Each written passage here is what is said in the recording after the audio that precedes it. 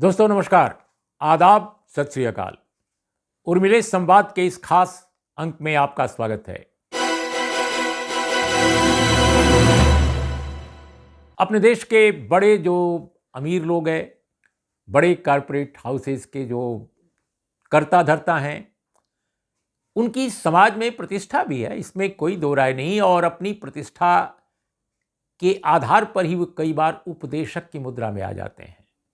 उनको लगता है कि अगर उन्होंने इंडस्ट्री के क्षेत्र में, कारपोरेट के क्षेत्र में और बिजनेस, तरह तरह के बिजनेस के क्षेत्र में अगर बहुत कामयाबी हासिल की है, तो इसका मतलब कि वो सामाजिक प्रगति, समाज सुधार, प्रशासनिक सामाजिक बदलाव, इन तमाम क्षेत्रों के मार्गदर्शक भी बन सकते हैं, दार्शनिक भी बन सकते हैं और एक तरह से राष्ट्र के संचालक भी बन सकते हैं।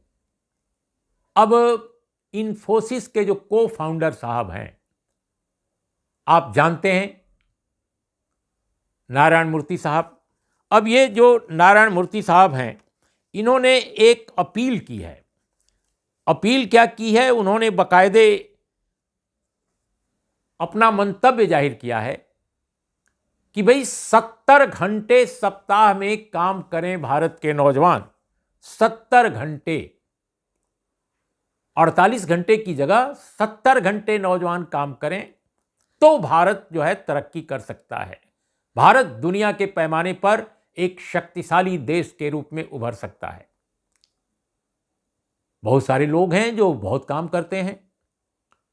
मैं तो मीडिया में लंबे समय तक काम किया, हिंदुस्तान टाइम्स ग्रुप में काम किया, टाइम्स ऑफ इंडिया ग्रुप में काम किया, भास्कर ग्रुप में भी काम किया, राज्यसभा टेलीविजन में भी काम किया। तो हम लोग देखते थे कि बहुत सारे जो प्रोफेशनल्स हैं, अच्छे पदों पर हैं, बड़े पदों पर हैं, वो बहुत देर तक काम करते थे, लेकिन बहुत मोटी पगार भी पाते थे। और जब छुट्टियों पर जाते थे तो कंपनी उन पर खूब पैसे भी देती थी। प्राइवेट कंपनियों की बात मैं कर रहा हूं। मैं पार्लियामेंट्री चैनल की बात यहां नहीं कर रहा हूं। जो प्राइवेट कंपनियां हैं, चाहे वो बेनेट कोवरेंट कंपनी हो, हिंदुस्तान टाइम्स ग्रुप हो, तमाम कंपनियां अच्छा खासा उन पर खर्च भी करती थी। जब कॉन्ट्रैक्ट का जमाना आया तो जितने टॉप पोस्ट पे लोग थे, उनकी सैलरीज बढ़ गई। लेकिन जो मजदूर थे, जो कामगार थे, जो मशीन का काम देखते थे या जो शुरुआती दौर में पत्रकार बनते थे नए नए, उनकी सैलरीज बहुत कम थी।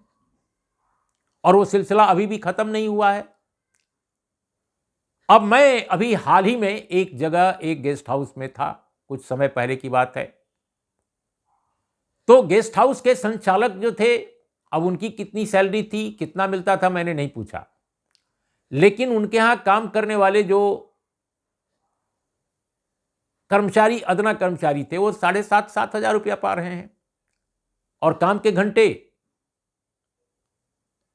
कोई उस पर सीमा नहीं है, कभी 10 घंटे, कभी 12 घंटे। तो यह हालत भी है। तो 70 घंटे सप्ताह काम कराकर देश की तरक्की हो जाएगी, देश सुधर जाएगा, महाशक्ति बन जाएगा। हम दुनिया में अपनी कामयाबी का डंका बजाएंगे, झंडा गाड़ देंगे। ये जो धारणा है, मुझे लगता है कि फूहड़ है, अनडेमोक्रेटिक है, अनकॉन्स्टिट्यूशनल भी है। आप काम के घंटे ज्यादा से क्या हासिल करना चाहते हैं? काम क्या हो रहा है, क्वालिटी ऑफ वर्क क्या है, किस क्षेत्र में काम हो रहा है, और उसका क्या, उन लोगों को, कर्मचारियों को उसका भुगतान क्या मिल रहा है, यह भी तो देखा जाना चाहिए। गैर बराबरी का लेवल कितना है? बहुत सारे दुनिया के देश हैं, पूंजीवादी देश, जहां डेमोक्रेसी बहुत मजबूत मानी जाती है, वहां लोगों की सैलरी का फर्क उतना नहीं है जितना भारत जैसे देशों में है। एक बहुत बड़े पद पर बैठा हुआ आदमी और उसी दफ्तर में जो नीचे काम कर रहा है व्यक्ति, उसकी सैलरी का ह्यूज गैप जो भारत में दिखाई देता है, खासकर लिबरलाइजेशन के बाद, इकोनॉमिक रिफॉर्म्स के बाद, वो अकल्पनीय है पश्चिम के बहुत सारे देशों में। पश्चिम के देशों की बात मैं कर रहा हूं, खासकर यूरोपीय देशों की बात कर रहा हूं।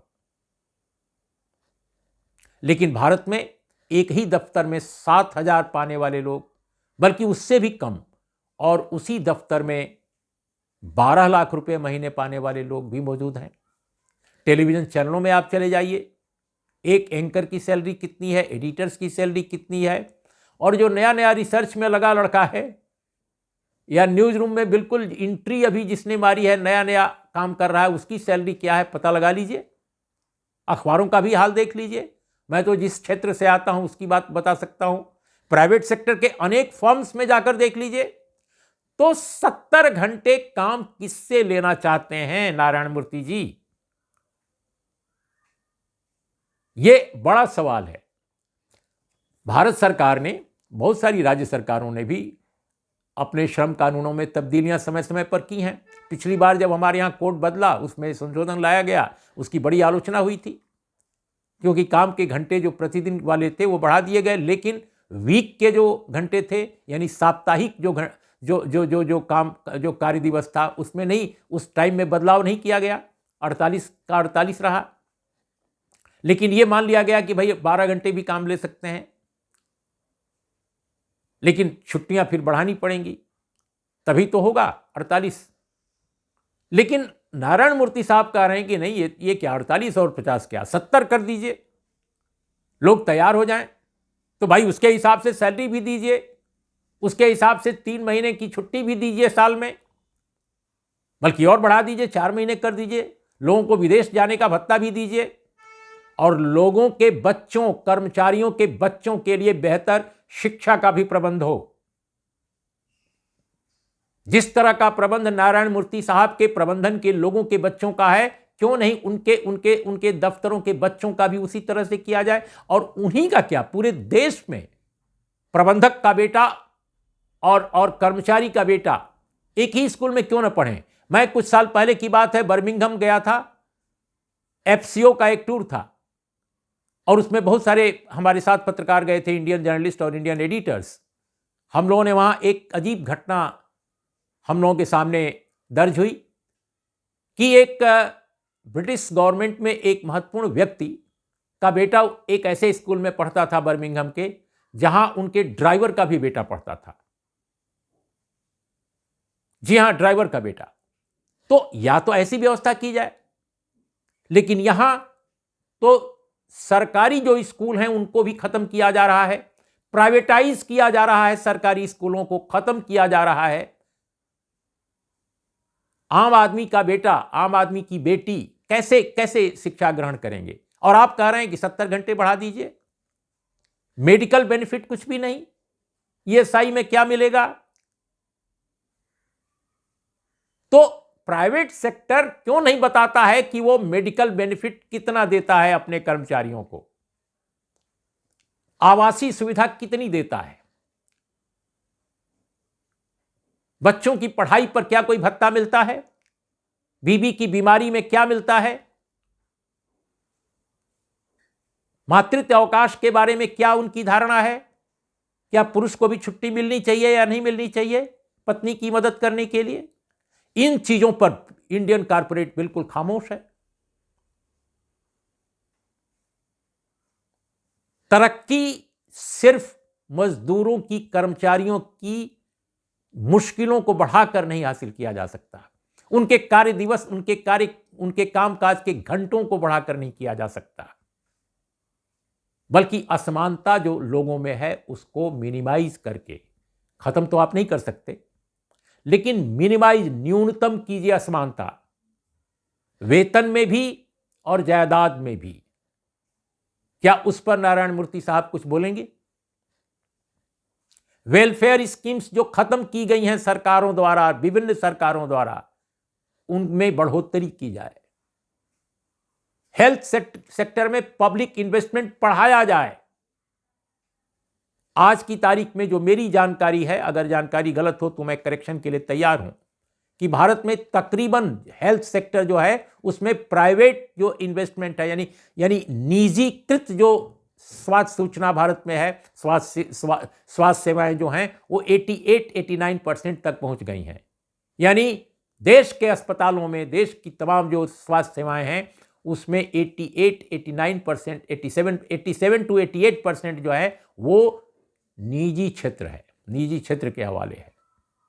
शायद इससे भी ज़्यादा बढ़ गया हो। अगर साउथ इंडिया को निकाल दिया जाए, साउथ इंडिया के कुछ स्टेट्स को, तो वो तो भयानक स्थिति आ जाएगी। शायद वो 90 के ऊपर फांक जाएगा ये आंकड़ा।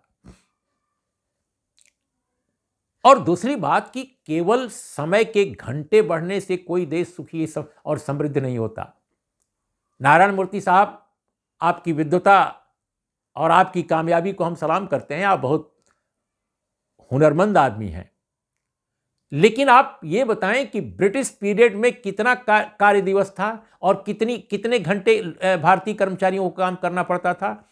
12 नहीं, 14 घंटे काम करना पड़ता था नारायण मूर्ति साहब, ब्रिटिश हुकूमत में, और वो भी आजादी से कुछ ही साल पहले तक। लेकिन डॉक्टर B.R. अंबेडकर जो 1942 से 1946 तक वायसराय की एग्जीक्यूटिव काउंसिल में लेबर मेंबर थे, लेबर मिनिस्टर थे, और उन्होंने जो रिफॉर्म्स इंट्रोड्यूस किए उसके बाद 12 और 14 घंटे काम कराने की ब्रिटिश प्रथा का सफाया हो गया। उसकी जगह 8 घंटे तय हुआ, 8 घंटे। तो ये 8 घंटे पर जो आप हमला कर रहे हैं, या बाद में हमारी सरकारों ने भी हमला किया और उसको 12 घंटे किया, अब 48 घंटे पर भी खतरा नजर आ रहा है सप्ताह के, तो ये डॉक्टर B.R. अंबेडकर की देन है, उस महान व्यक्ति की देन है जिसने भारत के संविधान की संरचना को, उसके सृजन को अमली जामा पहनाया। और प्रारूप जो लेखन समिति थी, जो उसके चेयरमैन थे वो, और बाबा साहब ने ये जो घंटे जो तय किए, 14 घंटे और 12 घंटे के बदले 8 घंटे, 27 नवंबर 1942 को अंबेडकर ने यह प्रस्ताव दिया था काउंसिल में, और इस पर उन्होंने यहीं तक वो नहीं सीमित रहे, वो माइंस में, जो माइंस में काम करने वाली महिलाएं हैं उनके लिए भी एक बिल लाया, उसमें भी काफी सुधार किए गए। इसके अलावा लेबर वेलफेयर फंड लाया गया, यह बिल लाया गया। माइंस के अंदर ग्राउंड वर्क से महिलाओं को मुक्ति दिलाई गई। भारत पहला एशियाई मुल्क बना जिसने बीमा लागू किया, ESI की व्यवस्था जो है उसका सिलसिला शुरू हुआ, और बहुत सारे रिफॉर्म्स आए, मातृत्व से लेकर के, मतलब तमाम महिलाओं के मामले में तो कमाल के बहुत ही चमत्कारिक रिफॉर्म्स उस दौर में किए गए, जो बाद के दिनों में भी लागू रहे। और आज भी भारत की महिलाओं को बहुत सारी जो सुविधाएं कामकाज में मिलती हैं, कामकाजी महिलाओं को, वो डॉक्टर B.R. अंबेडकर के उस रिफॉर्म्स के बाद से वो शुरू हुई। उसमें कहीं बढ़ोतरी की गई, कहीं घटोतरी भी की गई है। तो हमारा कहना है कि नारायण मूर्ति साहब, जो ये अभी हाल में उन्होंने